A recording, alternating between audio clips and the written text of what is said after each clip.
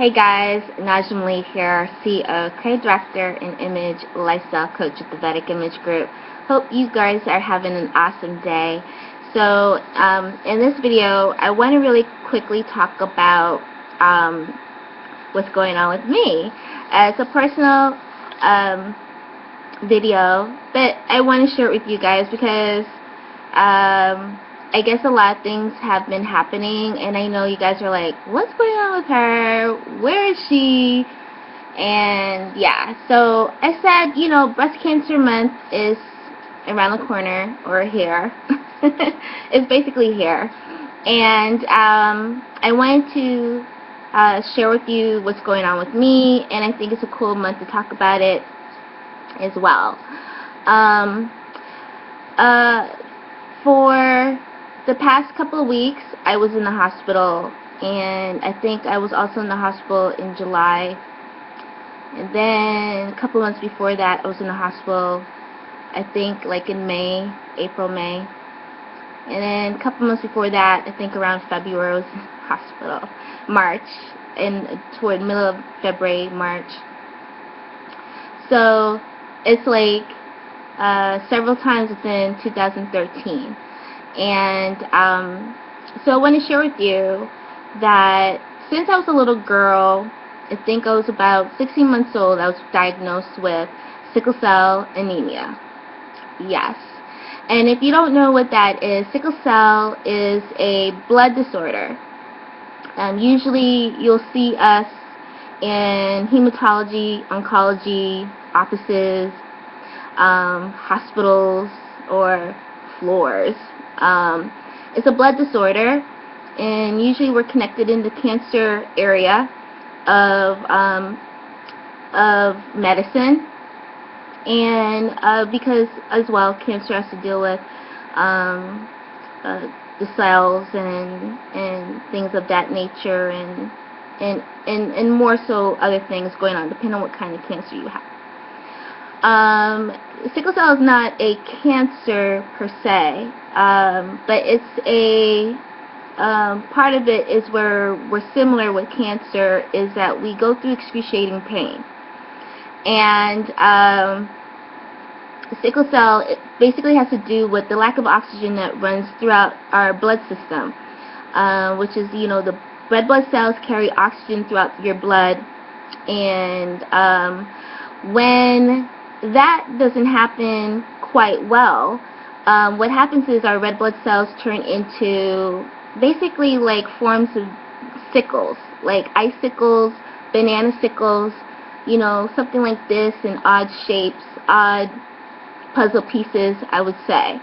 And what happens in our bloodstream is that these sickles start to try to run through the blood veins, and they clump up, and so creating like almost like a traffic jam in the veins. And when it creates traffic jams in the veins, you have the heart trying to compensate for the lack of movement going on. So the heart has to pump up a lot more, a lot faster, and then what happens is it creates excruciating pain in the area wherever the traffic jam is.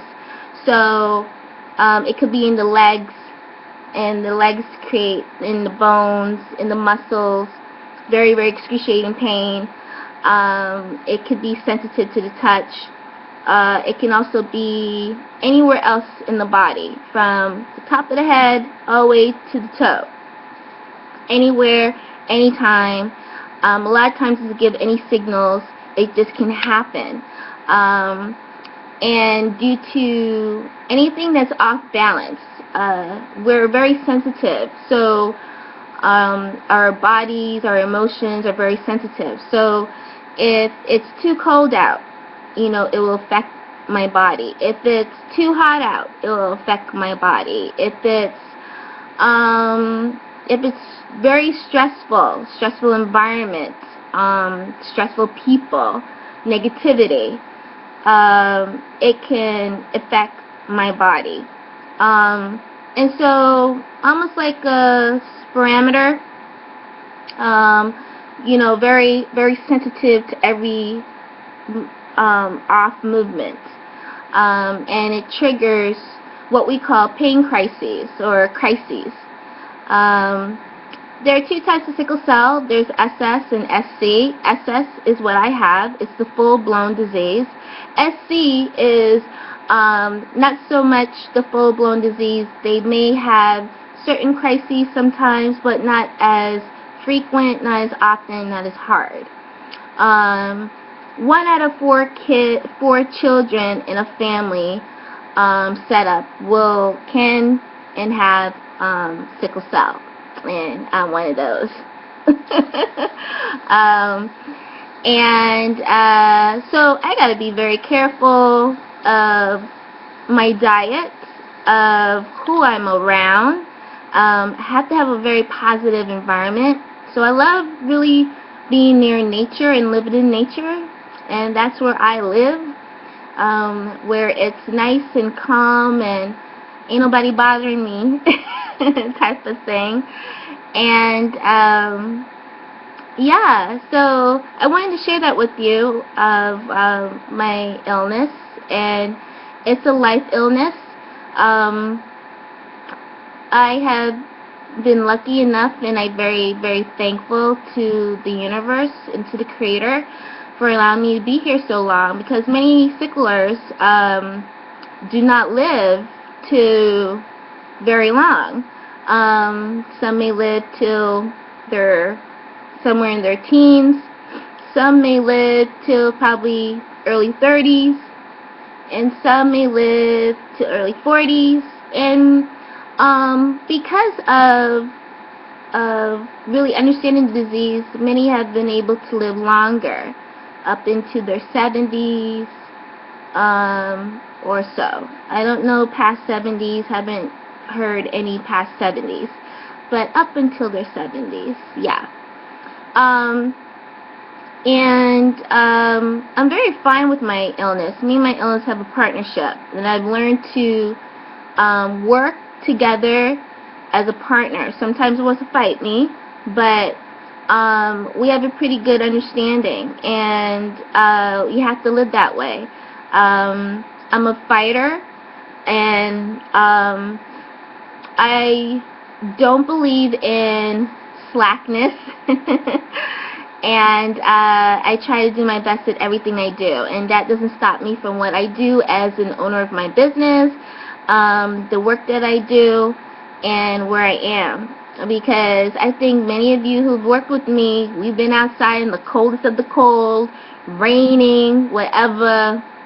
Your girl out there doing it without a complaint. We just having some fun, making them beautiful pictures, and capturing the look that we want. And that's me. That's how I am. I don't complain about it. I just pop a pill and go. Basically. So yeah, so basically that's what I wanted to share with you. I have a way of treating myself every day, and so I take my time. And now that I'm older, I have to take my time a little bit more. And so this past crises, I have to just really take my time and really build myself back up.